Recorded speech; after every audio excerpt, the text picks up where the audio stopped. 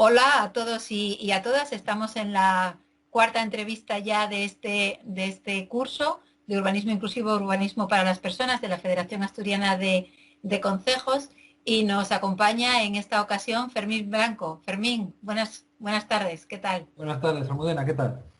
Aquí estamos ya pues avanzando en este curso. Presento a quienes nos escuchan a Fermín Blanco, aunque ya lleva un tiempo, no sé si se puede utilizar la palabra exiliado, Fermín, pero llevas un tiempo fuera de Asturias. Es un arquitecto que ya tiene una larga trayectoria, es asturiano, de Pola de Siero, aunque ahora reparte su vida entre Galicia y Navarra. Fermín tiene una amplia experiencia en muchos ámbitos que además están muy relacionados con este curso en el seno de la Federación Asturiana de Concejos. Fermín ha sido arquitecto técnico, arquitecto municipal. Sabes cuál es el quehacer de la vida diaria de los ayuntamientos, conocedor de todo el trabajo urbanístico en los ayuntamientos. Ahora tienes tu propio estudio de arquitectura y además pues eres el creador de un sistema innovador, del sistema Lupo, de utilizar pues el espacio, la arquitectura en el ámbito educativo. Queremos bueno, pues, abordar contigo pues, en este módulo, que es en el módulo en el que hemos visto prácticas, en el que hemos visto iniciativas que se llevan a cabo pues, en distintas ciudades y pueblos españoles, pero también en el extranjero, de qué es lo que podemos hacer para trabajar el urbanismo inclusivo. Y te lanzo, bueno, pues o cuestiones para poder hacer esta entrevista en el que conocer mejor pues tu trabajo, no sé si decir tu obra, no sé si a los arquitectos y urbanistas creadores e innovadores se puede utilizar la palabra tu obra, si no hay un poco bueno, hay mucha creatividad, ¿no?, en las cosas que se, No, que se bueno, un llaman. arquitecto, ¿oíste? A un arquitecto hablarle de la obra es lo, lo más habitual porque siempre puedes derivarlo en la obra física de la construcción, ¿no? De la construcción, ¿no? Entonces, Fermín, pues nos gustaría un poco que nos contaras qué es lo que tú haces en una primera fase, y luego ya vamos viendo, pues iremos comentando contigo diferentes ámbitos y diferentes temas que a lo largo de estos ya 4 módulos del curso pues hemos visto.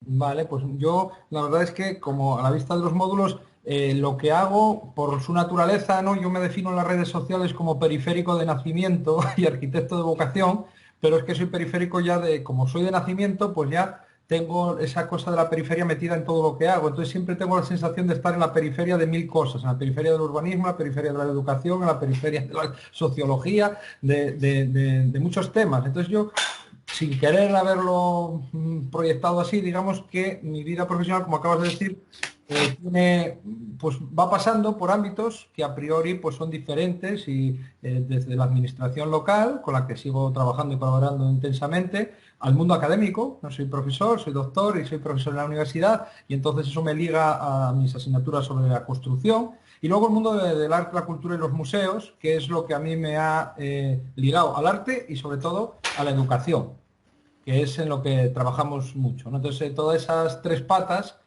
muchas veces son muy difíciles de distinguir. Este proyecto se debe a la parte académica o este proyecto se debe a la parte de estudio de arquitectura o este proyecto no. Generalmente todo se tiende a mezclar y en esa mezcla es en la que trabajamos y es en la que creemos además. O sea, creemos en que esto que se dice de las sinergias y no sé qué, sí, pero es que no hay otra manera. Si cada uno está en su cajón ahí encerrado, vamos mal, eso lo sabemos, pero es muy difícil llevarlo a la práctica. Luego en la realidad es que es verdad que todo está cada vez más encasillado y cada vez más el mundo académico es el mundo académico y el mundo de la administración local es el de la administración local y cada vez tienes más problemas para poner en convivencia ámbitos distintos. Y nosotros, una unión que hemos hecho ya desde hace tiempo y que nos funciona bien, es la de la arquitectura y la educación, por ejemplo, ¿no? La arquitectura y la educación, vimos que la arquitectura como estructura, como forma, como profesión, pues tiene muchos nexos comunes con la educación. Y entonces, cuando vamos a hablar con las maestras, porque pues, además es un ámbito muy femenino, pues sí tenemos muchas cosas en común, es decir, las nuevas pedagogías, el trabajar por proyectos, una serie de cosas que dices, es que los arquitectos solo trabajamos por proyectos, es la manera que tenemos de trabajar, no hay otra manera. Entonces, ahí hay una conexión, bueno, que nos ha servido para muchos proyectos, de los que podemos ir hablando, si quieres, que tienen que ver con poco esto, los módulos de los que estáis hablando, ¿no? Sí, yo creo que una de las cuestiones que hemos ido viendo en estas semanas, ¿no? Es esa necesaria, esa necesidad, perdón, de tener un enfoque transversal, ¿no? Y de ser capaces de articular pues medidas en el territorio o medidas en construcción o en esa relación con los grupos de interés que rodean, ¿no? En ese sentido, si nos puedes ofrecer, ¿no? Porque además hay muchos compañeros de profesión tuyos en este curso y compañeras, ¿cuál es ese, qué instrumentos o qué manera tienes tú de salir para desde el punto de vista encasillado de las profesiones y de los saberes y del conocimiento, cómo ir pues juntando toda esa relación con otros profesionales y con otros ámbitos en el campo de la arquitectura y en el campo del urbanismo también? Es importante. ¿Cuáles son tus trucos? No, como siempre, bueno, siempre digo, no hay recetas, ¿no? Pues si hubiese recetas ya sería todo mucho más fácil, pero bueno, es cierto que aparecen trucos, aparecen cosas que sabes que te van funcionando. Importantísimo es tener, bueno, hacer los análisis del problema, de lo que se plantea, es siempre importante, ¿no? Intentar hacer cosas sin analizar previamente, que es una tendencia, es fundamental. Otro truco importante es pensar las cosas encadenadas, es decir, yo nunca tengo la sensación de haber terminado ningún proyecto. O sea, los proyectos se piensan para ir sucesivamente ganando con las fases o que un proyecto te apoya a otro y a otro y a otro, porque nunca tienes todo el dinero ni todos los recursos para llegar a un objetivo. Y el día a día y tal como nos mueve, que es la rapidez, la velocidad, las ayudas, la inversión, el no sé qué, todo te lleva al parcheo. Y a mí lo que me gusta es plantear proyectos encadenados y que tener claros los objetivos y luego que vayan llegando las ayudas, vayan llegando las cosas, pero que se vayan hilando a un proyecto que esté claro. Yo casi todos los proyectos que tengo, y sobre todo los que trabajo con las administraciones locales, son proyectos larguísimos, son proyectos que duran más de una legislatura, por supuesto, y que por tanto tienen esa dificultad, ¿no? De que todo el mundo quiere llegar y en sus años o fundir inmediatamente la ayuda que te llegó de no sé qué y de no sé cuánto, pero el problema es ser conscientes y conseguir encadenar ayudas hacia proyectos que vayan creciendo. Entonces los proyectos de los que te puedo hablar son proyectos que hemos trabajado durante años y que si yo tuviese luego que hacer el listado de financiación, es un listado del que ha llegado dinero de 50.000 sitios diferentes. Y claro, y ahí te puedes imaginar las parodias y todo esto. Pensando en un proyecto que funcionó muy bien y que estuvimos más de 10 años haciéndolo, fue la recuperación de una estación de tren. Cuéntanos la idea, porque además ahora mismo seguramente que muchas de las personas que nos están escuchando están visualizando la estación de tren de su pueblo. Sí, porque está en todas las estaciones de trenes que tenemos en Asturias pues infrautilizadas, ¿no? Podríamos decir como un espacio público sobre el que podrían girar muchas cosas, ¿no? Cuéntanos el proyecto. Pues este fue un proyecto de una línea bueno, en este caso es en Galicia y es una línea Santiago-Zamora, es una línea que bajó el uso pero no se cerró, es decir, sigue siendo, pero ya es de mercancías y no es una de pasajeros. Y entonces que Adif, la concesionaria, pues dejan medio abandonadas casi las edificaciones típicas, que son las naves de almacenaje, la casa de la estación del ferroviario y los pequeños pues casetillos estos de aseos, ¿no? Que había ahí. Y luego todas las esplanadas, que las esplanadas de las estaciones son esplanadas adoquinadas de granito, que están muy bien, son zonas para hacer mil cosas, ¿no? Está en una zona un poco periférica del núcleo y entonces no está en el núcleo, metido en el núcleo, y entonces ahí el ayuntamiento plantea reconvertirlo en una zona para la juventud, para formación, a través de planes de formación, bueno, ver de qué manera se puede ir rehabilitando poco a poco todo aquello. Y se empiezan a hacer proyectos fíjate, se empieza a hacer proyectos sobre un local que ni siquiera es municipal, porque esto todo depende de Adif. Entonces ya se empieza a liar todo, ¿no? Ya tienes que hacer convenios con Adif a más de 50 años si te lo permite, y si no, renovables. Y justificar, trabajar en paralelo con todas las ayudas que van a llegar europeas, nacionales, todo lo que va a llegar y justificar que vas a invertir sobre un suelo que realmente no es municipal, que es una concesión pública y tal. Entonces ahí entra todo el mundo de la gestión de la administración local y nacional y regional y europea, porque ahí entra todo. Entonces ahí fuimos haciendo obras poco a poco, poco a poco, poco a poco, rehabilitamos la estación. ¿Cuál es Ahí, el pueblo? Lo digo por el si pueblo de la Santa gente Cruz no... de Ribadulla está al lado de Santiago de Compostela. Eh, bueno, mi página web, ferminblanco.com, podéis verlo, y ahí está pues una intervención en la que al final se ha hecho un auditorio a partir de las naves, se ha hecho un complejo adaptado ya a formación, cumpliendo los criterios de la comunidad autónoma para dar cursos de formación, y ya como guinda final, bueno, aparte de arreglar todos los andenes, todos los andenes para uso público compartido e industrial, porque estas estaciones de trenes también Adif las utiliza para como carga y descarga de madera, ¿no? O sea, las alquila a empresas. Es decir, hay que compatibilizar lo público y lo privado, que es otra cosa importante en estos casos, ¿no? Es decir, trabajar con lo público y lo privado. Es decir, hay que mezclar todo lo que se te ocurra acaba pasando en un proyecto de estos de un ayuntamiento local y rural pequeño. Pues ahí se mezcla todo y ahí aparece el ministerio y aparece Europa y aparece la consejería con no sé qué y aparecen las escuelas taller, que es otro tema que yo he sacado muchísimo rendimiento a una figura completamente desprestigiada y olvidada que ha servido solo para mover votos y para realmente meter durante unos meses a gente afín. O sea, son herramientas que realmente tienen mucho interés y mucho potencial y que no han sido tratadas como tales. Y es la gran crítica que yo hago, ¿no?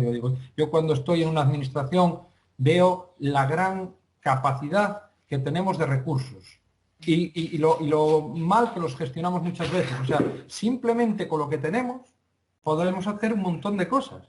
Yo todo esto que hice en ese ayuntamiento que te cuento, las obras se hicieron con escuelas taller, de madera, pero con 3 escuelas taller. Estuve 12 años ahí haciendo aquello.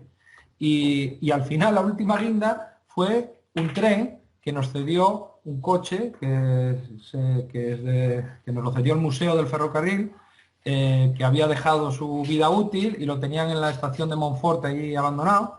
Y bueno, y lo cogimos y lo transportamos por carretera, porque ya por vía no se podía mover, y lo convertimos en un centro de coworking. Es como la guinda final de todo este proceso, donde están jóvenes empresas ¿Pero desarrollando... es un tren entero o es...? Era un tren de tres coches, de 3 vagones, y solo Ajá. podemos coger uno de ellos, ¿no? Uno. De hecho, completamos con el otro las piezas, porque estaba ya totalmente abandonado y, bueno, allí en Monforte era un problema porque estaba en la estación, en una zona céntrica y habían entrado ocupas, lo habían incendiado y era un problema de salud pública. Entonces nosotros lo cogimos, lo rehabilitamos y luego pues llegaron los amigos del ferrocarril y resulta que ese es el último ejemplo de ese modelo que queda en España y ahora pues también es una atracción para todo ese mundo ferroviario que son súper, ¿no?, súper amigos del detalle, del tipo de modelo, de no sé qué. Quiero decir que luego van apareciendo cosas, unas ligadas, luego llegó el mundo del grafiteo, luego, o sea, son historias que generan historias. Pero si se cuenta todo de un tirón, dices, pues mira qué proyecto, ¿no? Podría ser hasta un proyecto convencional. Pero claro, tú dices, es que este proyecto no se hizo en una gran ciudad. Este proyecto se hizo en un ayuntamiento de 5.000 habitantes, rural, que no podría optar a tener un auditorio. Y Claro. no tiene un auditorio, un centro coworking, unas esplanadas de 10.000 metros cuadrados para hacer encuentros, para hacer sus fiestas.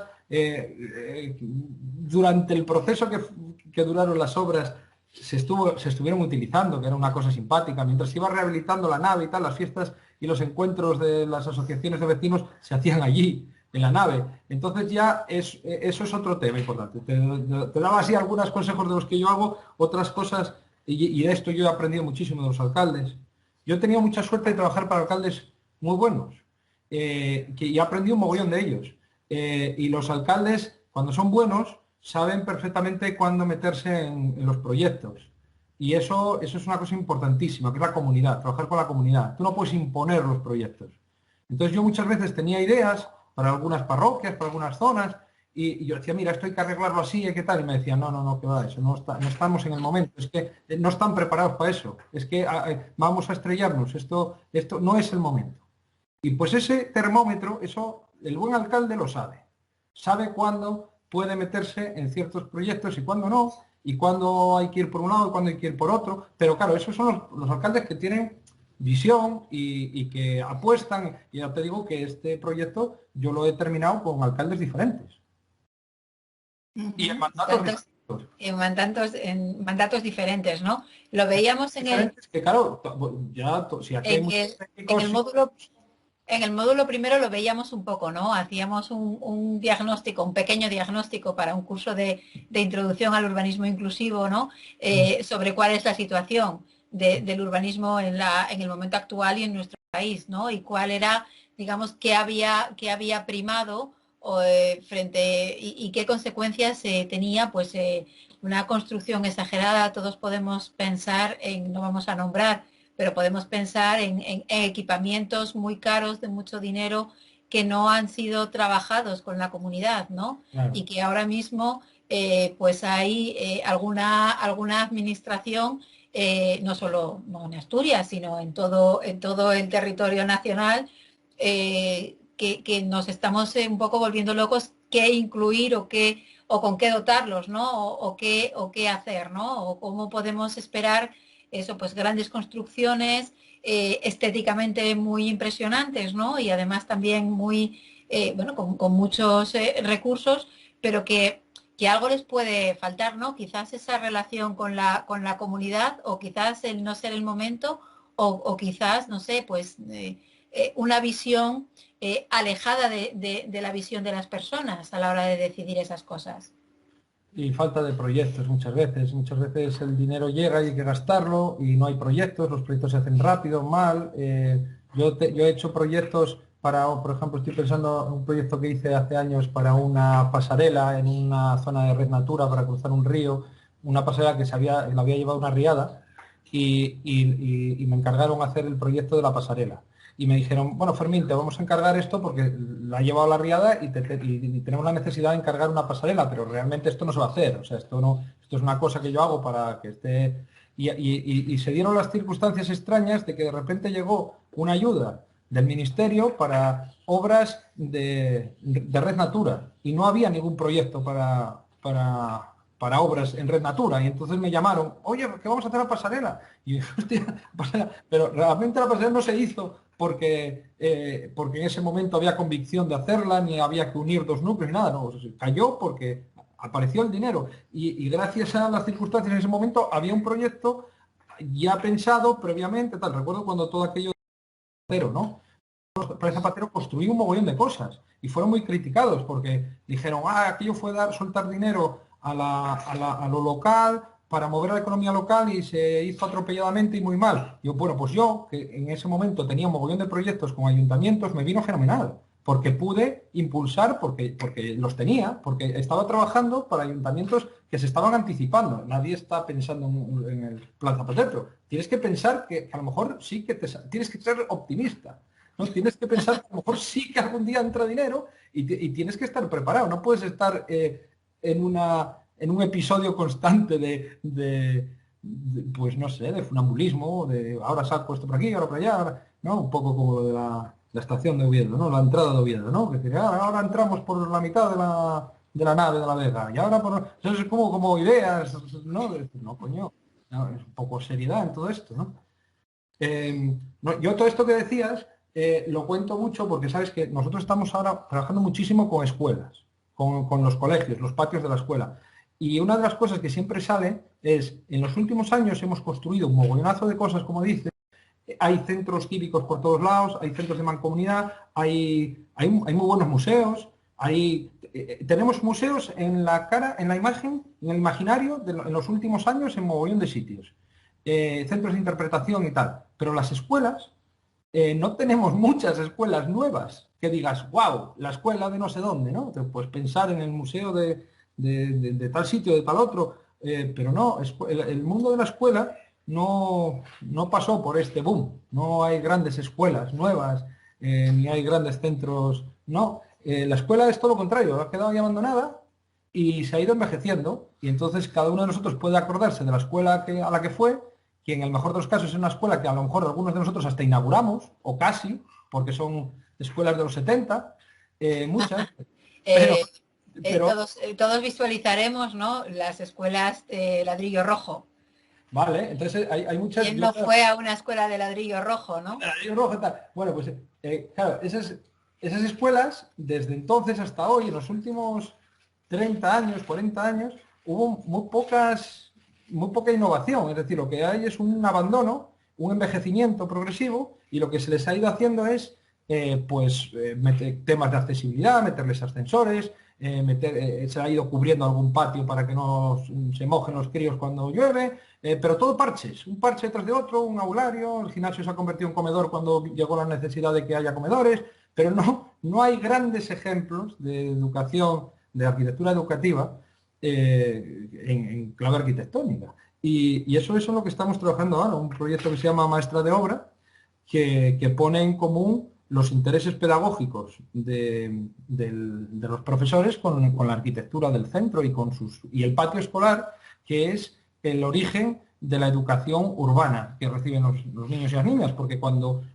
sales al patio no solo sales al patio, ya estás recibiendo una serie de conductas que se van a reproducir luego fuera, ¿no? En la ciudad, en el pueblo, en el espacio. Ese es el primer, digamos, prototipo o el primer espacio en el que ya se están ensayando conductas y ya se empieza a enseñar. Entonces, de alguna manera, es espacio educativo, no es solo un espacio de salida a desfogar. ¿Y son las ciudades espacios educativos? ¿Alguna buena práctica que se pueda hacer, ya no en el ámbito de la escuela, ¿no?, de redefinir, ¿no?, los espacios y que sean espacios más inclusivos para todas las personas? Todos recordamos seguramente, fundamentalmente todas, ¿no?, quién utilizaba el espacio público en los centros educativos, en los patios, en los colegios, ¿no?, que mayoritariamente, desde un punto de vista de la perspectiva de género, el espacio se ocupaba mayoritariamente por los chicos, y las chicas ocupábamos siempre menos espacio. Evidentemente nunca ocupábamos las canchas ni las zonas deportivas de juego en los colegios, ¿no?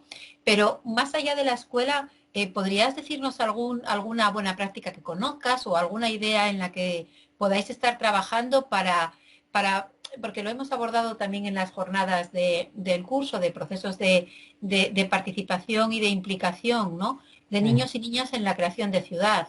Sí, sí. Igual que procesos de participación de gente mayor en la creación de ciudad, ¿no? Tenemos unas ciudades como muy estandarizadas, con unos usos muy definidos en cada una de las partes, y estamos viendo que desde hace ya, bueno, pues décadas, hay personas a las que nuestra sociedad actual es como si las hubiera expulsado del espacio público, ¿no? Los niños ya no juegan en la calle, no pueden ir solos, se les acompaña al colegio, todo tráfico rodado, las dificultades de las personas mayores de estar en la ciudad, ¿no?, más allá de los entornos específicos, ¿no?, de gente mayor, de niños.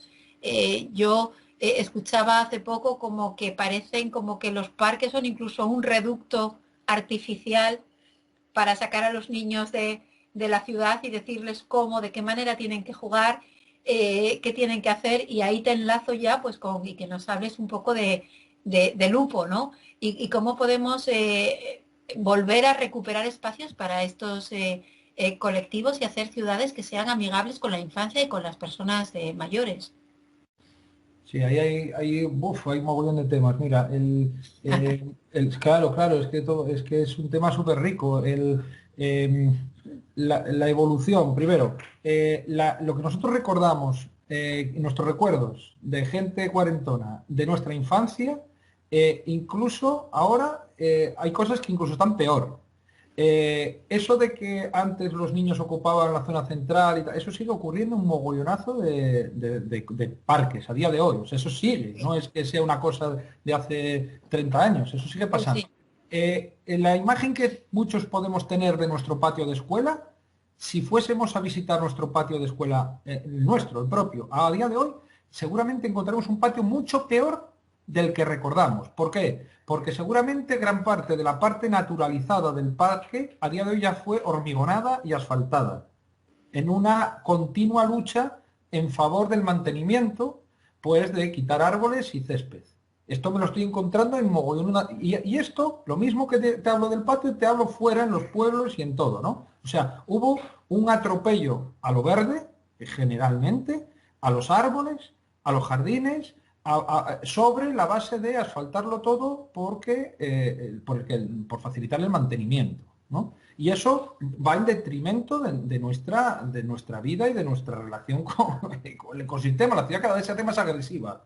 Se hace más agresiva, el asfalto calienta las calles, no hay sombras, y entonces eso va en cadena y lleva pues una peor calidad de vida.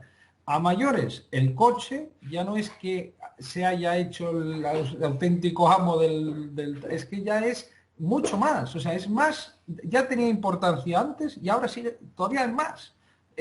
Los centros comerciales, la vida, todo eso no existía apenas hace 30 años, como existe a día de hoy. Todo esto fueron decisiones urbanísticas. Fueron las administraciones las que fueron dejando los centros comerciales acabar con el pequeño comercio. Pero es que las administraciones no son gente anónima y extraña que haya caído de ningún planeta. Esa gente se la votó y esos problemas sigo teniéndolos yo ahora cuando planteamos los procesos participativos.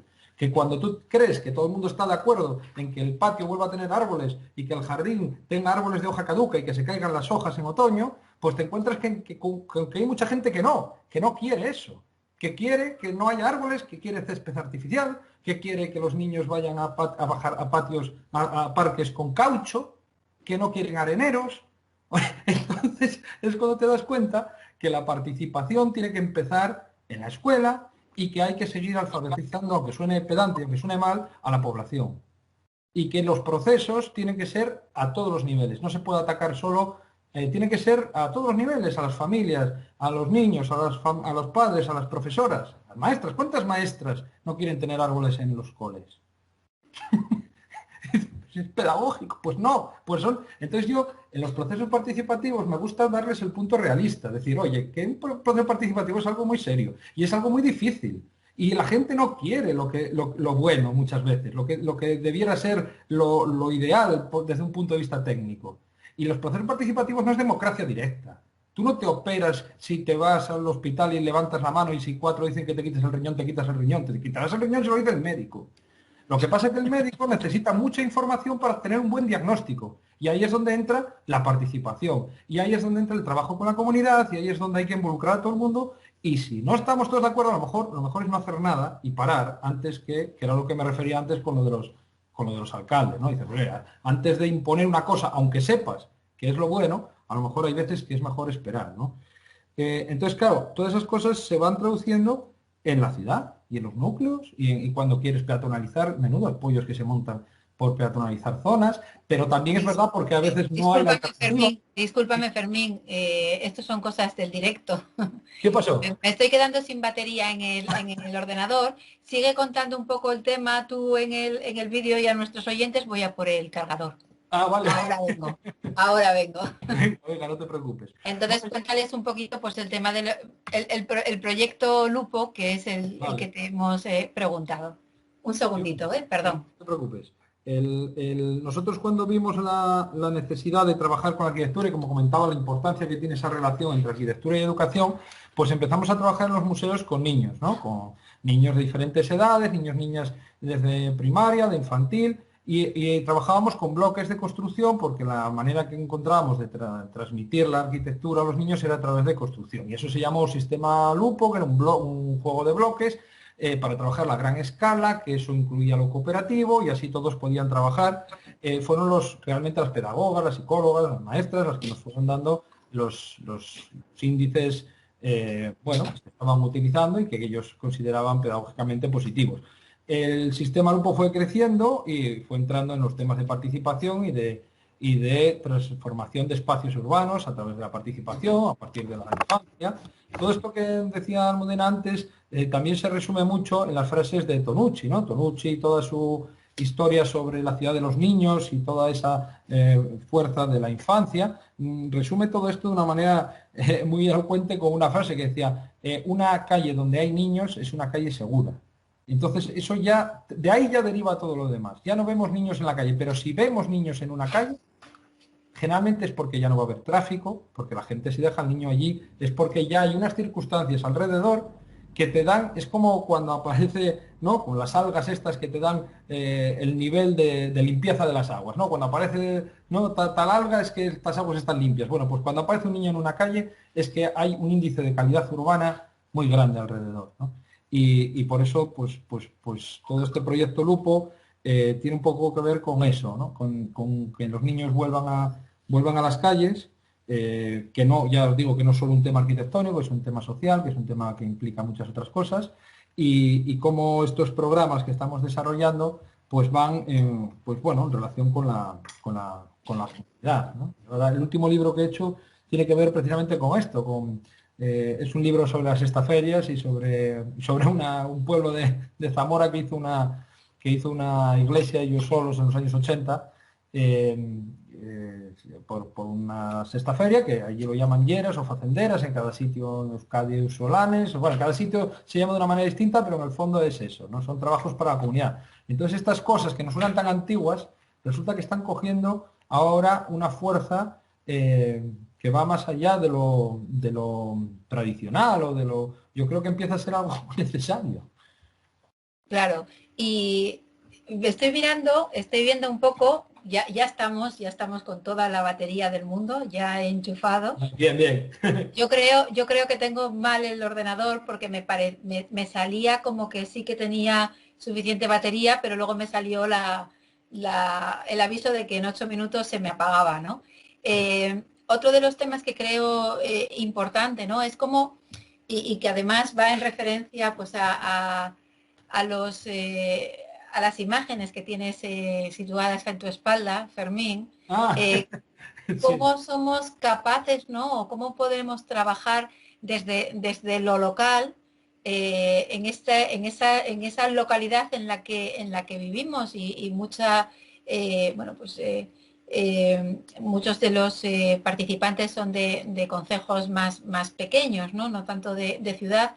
¿Cómo podemos articular y cómo podemos incorporar a nuestro espacio y en donde nos desarrollamos ese mundo global en el que estamos, ¿no? Y esa diversidad, porque pues hemos incorporado personas de otras culturas, han venido personas de otros lugares a nuestras ciudades, aunque en Asturias no sea con la misma, digamos, el mismo nivel que en otros lugares, sí que estamos cambiando. Tenemos cada vez las personas somos en nuestra opción de vida más diversas, ¿no? Y somos menos uniformes que podríamos haber sido en etapas anteriores. ¿Cómo podemos ir gestionando la diversidad desde el urbanismo? Mm. Claro, te estabas quedando tú sin batería y yo me estaba quedando aquí sin luz y cada vez esto es más tétrico y además aquí tengo esto aquí detrás, ¿no? Que me dice, pero coño, ¿qué haces con eso ahí que pareces del ISIS? Esto realmente son unos pósters de un proyecto en comunidad con lo local que tiene que ver con Intramurs en Valencia, en el casco histórico, en el barrio de Carmen de Valencia, que Intramurs es un festival de arte y culturas que potencia esto que estás comentando y que este año, que se ha parado todo por el tema de la COVID y todo ese problema, pretendíamos hacer una operación en comunidad para visibilizar la traza urbana de la muralla árabe, que la muralla árabe de Valencia tiene un casco histórico que es el más antiguo de Europa y la muralla árabe se la han ido comiendo, ¿no? Y entonces ya no quedan prácticamente más que unos pequeños fragmentos y alguna puerta. Entonces la idea era hacer una gran cadena humana que iluminase y desde el cielo hacer esa foto con la imagen de la muralla árabe, ¿no? Y entonces esto dice muralla de luz, muralla de llum en Valencia, que era el proyecto era ese. Entonces nosotros tenemos varios proyectos que tienen que ver con esto, con lo local, la diversidad y al mismo tiempo los temas universales. Entonces, ahí en ese sentido nosotros nos apoyamos mucho en la labor de Malaguchi, ¿no? Yo muchos de los que estoy citando son pedagogos, ni siquiera son arquitectos, ni son... Malaguchi fue el gran pedagogo de italiano, que es con el que yo me siento más identificado, que en Reggio Emilia, en el norte de Italia, pues desarrolló pequeñas comunidades locales capitaneadas por las mujeres de estos pueblos, que fueron las que realmente crearon bueno, tomaron las riendas de la escolarización de los niños y crearon unos nuevos modelos basados en lo local, en trabajar con lo directo, en trabajar con las comunidades, y a partir de ahí, pues a día de hoy, pues el modelo reggiano es un modelo completamente aprobado, institucionalizado incluso, ¿no?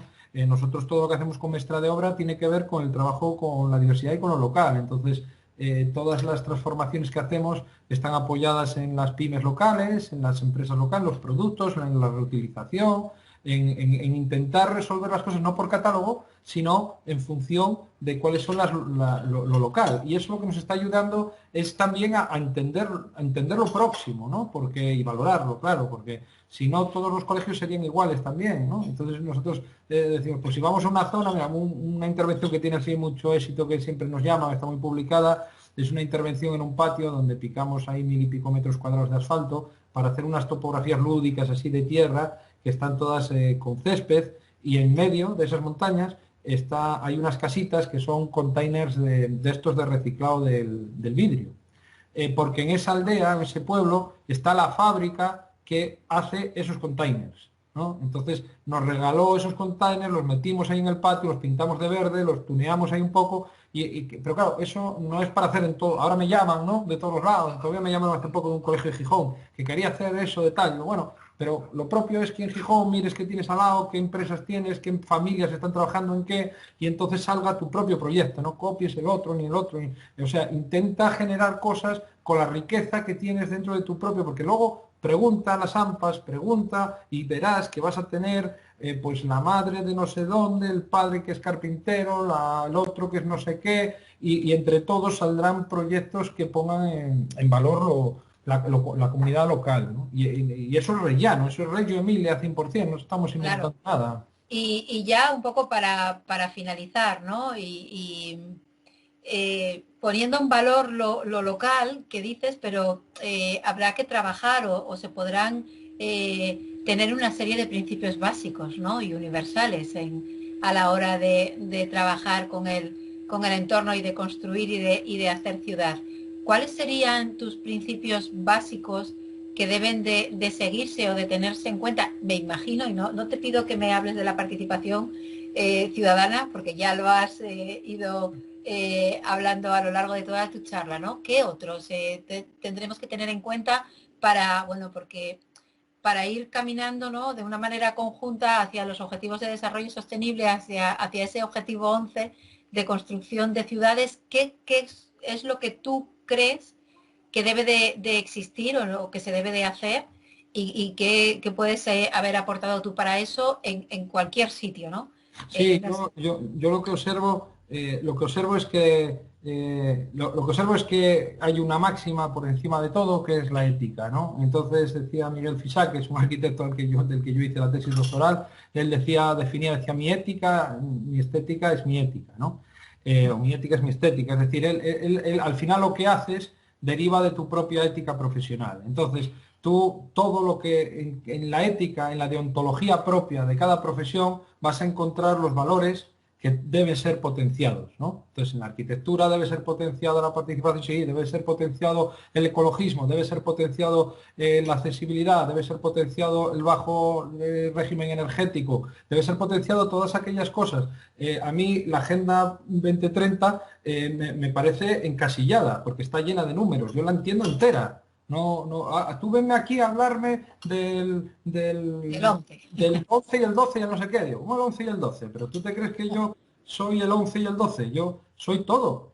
Entonces, claro, para mí, volvemos al inicio de la conversación, para mí la clave es romper cajones y fijarse en objetivos éticos, y mientras trabajes con tu ética y tu ética sea la propia, pues no tienes que tener miedo tampoco al error, ¿no? Que forma parte del proceso. Claro, que ese es otro miedo, ¿no? Decir, ¿y si nos equivocamos? ¿Y si ahora mismo está de moda y yo creo que es muy acertadamente el urbanismo táctico que llaman, ¿no? Es decir, las cosas efímeras, el no hacer obras, sino con intervenciones de pintura, de cosas reversibles, intentar hacer cambios en las dinámicas de las ciudades, pintar ciertas calles para peatonalizarlas, en lugar de meterte ya en la obra de hacer aceras y no sé qué. No, pues a mí el urbanismo táctico me parece súper inteligente y me parece además una reacción muy propia de nuestros días. Y porque en el fondo es un prototipado a nivel urbano. Es decir, vamos a ver cómo va esto y si no, damos marcha atrás y si no, cambiamos. Pero parece como que la prueba y el error es un síntoma de duda, de debilidad, de no joder, pero si es que la duda es propia del proceso creativo. Es que si nadie tiene las cosas claras, si es un tío creativo, estás dudando siempre, no puedes tener las cosas claras. Y siempre estás haciendo, nunca estás, es otra cosa que digo, yo nunca tengo la sensación de haber terminado ningún proyecto. Porque siempre me quedan como a mitad, porque ya nacen así, nacen para ser hechos. Hay que vivir con ello, ¿no? En las jornadas el otro día, un alcalde que además lo saludo porque está inscrito en el curso, ponía sobre la mesa, ¿no? La dificultad de poder que supone nuestro sistema jurídico y normativo de definición de planeamientos urbanos, lo largo que son Eso es horrible, eso es horrible. esos procesos y cómo en realidad eso casa de manera con mucha dificultad con esa necesidad en este mundo tan dinámico en el que estamos, ¿no? Que se requieren respuestas inmediatas y ya para ayer, como dicen, ¿no? Tenemos que ir trabajando y ir abordando en acompasar la normativa, ¿verdad? A la necesidad real que además hemos visto ahora en el momento COVID como una de las dificultades para tomar decisiones eficaces y efectivas en el momento son los corsets, que por otra parte también son necesarios, ¿no? Los corsets normativos. Sí, eso es otro melón gordo. El tema de la normativo y de la figura del plan general, que es una figura que yo creo que va a haber que repensar y sobre todo, ya no te digo nada si nos metemos en el ámbito rural, ¿eh? O sea, en los planes generales en ámbitos rurales, con todos los problemas que hay ahora mismo en el rural, me parece una cosa completamente desfasada. O sea, urge una figura mucho más dinámica, urgen formas de, vamos, eso está completamente desfasado. Y, y bueno, yo estoy constantemente trabajando en planeamiento también, en pequeñas modificaciones puntuales de planes generales o en planes especiales de protección. Es también parte de mi trabajo y a mí eso bueno, eso creo que puede ser compartido por todos los que trabajamos en la administración, que eso es una auténtica locura en el mundo en el que estamos metidos. Y luego, claro, como luego está la riqueza de la gente, de cómo se activa, ¿no? Porque al final la gente no vive con el plan general, la gente vive con el día a día y entonces, claro, que surgen estas circunstancias. Te contaría tantas anécdotas de estas. El otro día estuve en un sitio que es para mí como la clave de todo, que es la arena, ¿no? En la arena tienen una parálisis allí tremenda del Ayuntamiento de Soto del Barco en un ámbito de una zona y allí hay más obras, o sea, hay una parálisis del plan, ahí no se puede hacer nada. Y hay más obras que en toda Avilés y Castellón juntos. O sea, es increíble, allí todo el mundo está haciendo obras y no se puede. Entonces, y lo sabe todo el mundo, ¿no? Entonces, claro, dices, pero vamos a ver, ¿qué lógica tiene esto? ¿No? ¿Qué lógica tiene esto? Tenemos que ser más flexibles, al final la flexibilidad tampoco puede ser dejar a todo el mundo que tire para adelante, o sea, hay que intentar, pero claro, esto es muy fácil decirlo. Al final yo creo, y ya terminamos y finalizamos con esto, aunque podríamos estar charlando mucho más tiempo por lo interesante, al final yo creo que, no sé si estarás de acuerdo conmigo, Fermín, que el urbanismo inclusivo podríamos llamarle también el urbanismo del sentido común. Sí, claro, sí, sí, sí, sí. Son cosas, ¿no? Son cosas sobre las que reflexionamos, ¿no? Que incluso a veces podemos pensar, ¿y de verdad hace falta un curso para hacer o para pensar y reflexionar de esta manera?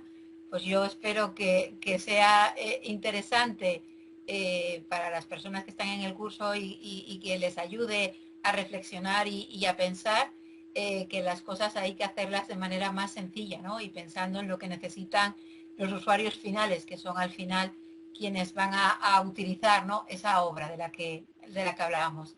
Fermín, muchas gracias Nada, por... gracias a ti. Es que fuiste a abrir el tema de la normativa aquí al final y esto, claro, esto da para, para mucha historia porque la normativa tiene un punto también de policía, ¿no? De policía urbanística, porque es una falta en el fondo de confianza en el ciudadano.